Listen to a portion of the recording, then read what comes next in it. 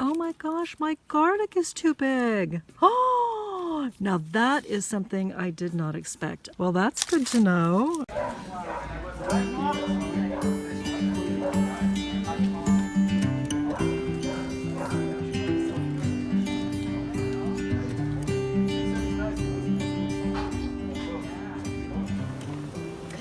I've been wanting a black garlic fermenter for ages. Actually, I shouldn't call it that because it doesn't really ferment. Black garlic comes from a maillard reaction, which is more like what makes a grilled steak so tasty. So I guess I should be calling it a black garlic maker or a black garlic machine rather than a black garlic fermenter. In any case, today I'm going to share with you the unboxing and my first impressions, my first experience using it, and before I post this video, I will also include the results and some serving suggestions. I'll put them by chapter in the description below so that you can refer back to them. But for now, shall we begin? So the first thing I noticed when I got it from Amazon is that there is no brand name anywhere on the box, which I assume is why there are so many on Amazon under different brand names. I think it's all the same machine, so no matter what brand you're using, if it looks the same as mine, it probably is the same. The other thing I noticed is that it's really lightweight, which could mean it's not very sturdy, but I'm actually quite happy because I'm going to be toting it around from well-aired space to well-aired space. It's well packed, and what I can say right off the bat, as soon as I open it, is that it's not the color I thought it was. I thought I was getting purple. I've seen two colors advertised on Amazon. There's a gold and a purple.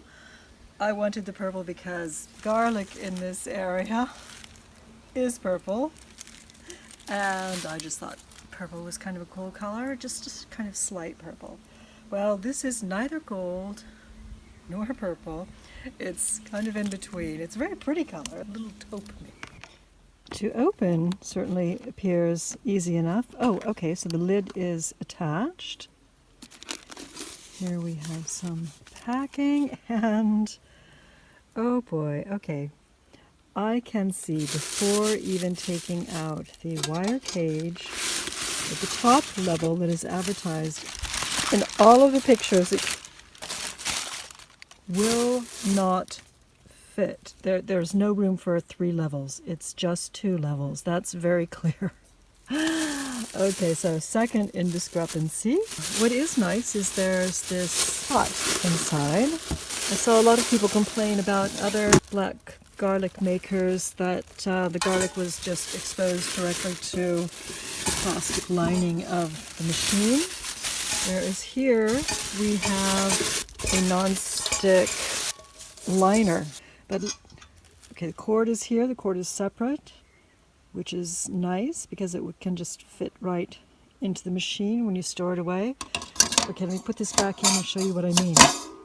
See this top layer? There is definitely no room for a third layer. It's just 2 layers. So I probably have more than enough garlic. Now, the control panel appears to be very simple, which I love. Just push buttons for solo garlic, which I have never seen, but I would love to get a hold of, and regular garlic. And there's a drying function, which would be cool if you want to make some garlic powder, which I certainly do. Enter and cancel. Okay, power drying, days, great.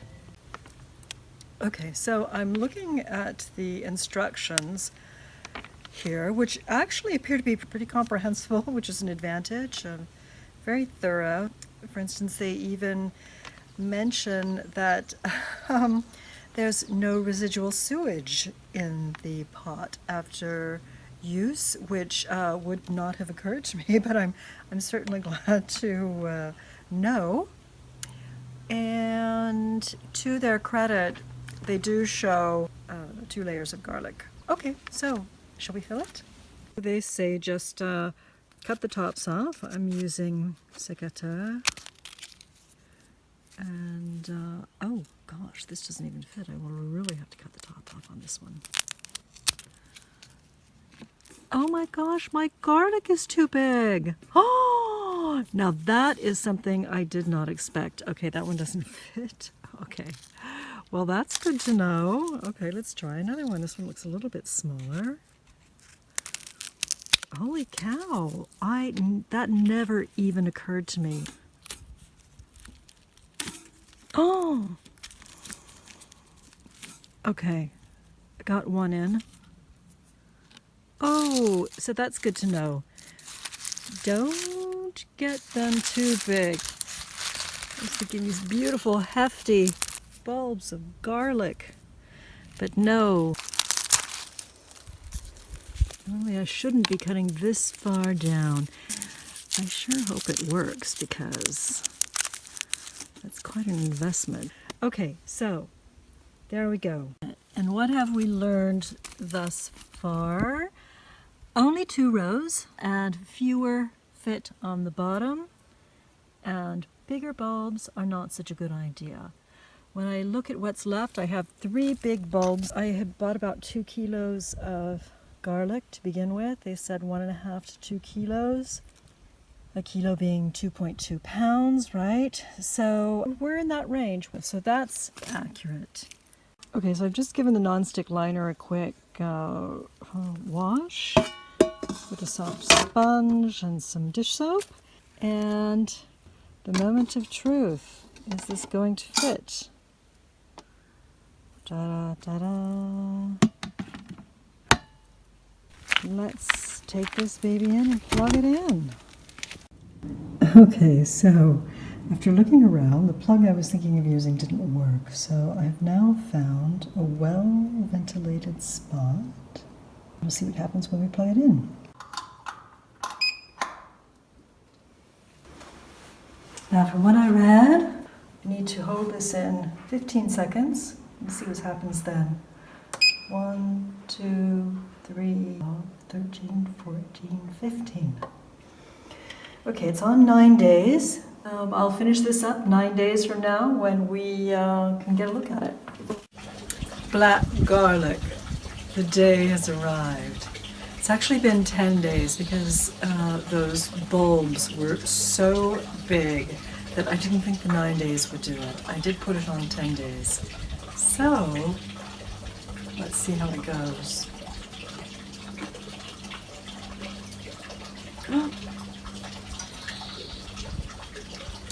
Da da da da da da da da. Oh my god, that smells so amazing. Or should I say stinking good? Let me take one out. Hope they're not too overdone. This one I had already opened a little bit before, so it cooked through. It maybe cooked more than the others. Time to bring in the toast. Look at this. Oh my gosh. Look how it spreads. Though it may not spread like that a week from now. They say to let it cure 5 to 10 days. That's when it probably gets that gummy quality. Let's have a bite. That, how can I say it, pungent umami flavor with a hint of garlic. Okay, let's go over using the machine. I saw someone say that after a few days it stops smelling like garlic. Well, for me it never quite smelled like garlic. It always had that kind of sweet pungent smell to it that you find with the finished garlic, which became accentuated over time. It didn't go away at all, however. I heard someone say that it faded after the first few days. It doesn't. It smelled the entire 10 days. I must say, though, that as soon as I turned the machine off and removed it, and I had it in a very well ventilated spot, it no longer smelled. It didn't permeate the furniture the way I feared it would. Even so, it filled the room with that smell for the time that the machine was on. Otherwise, I did use it 10 days because the bulbs were so big. I did buy some more garlic. You know, the first time I bought top grade, big, beautiful Provençal bulbs. This time I got second grade, mixed size, but smaller, and hopefully I'll be able to fit some more in. Certainly the result with this was absolutely stunning with the smaller bulbs. I will put it in for 9 days and we'll see how that goes. There's a drying function too. It's a 24-hour drying function. I do want to dehydrate some black garlic to use in rubs and things.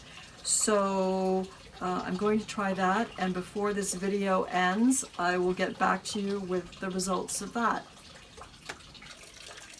It's now been a full week. I let the garlic that we pulled out last time cure, and it is becoming more gummy. I also tried using the drying function. There's a maximum of 24 hours.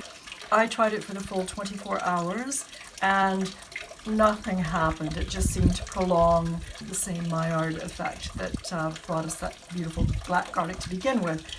It was just maybe a little bit softer, but it certainly wasn't dry. I had hoped it would actually dehydrate the garlic, and I'd be able to powder it and use it in rubs and that sort of thing.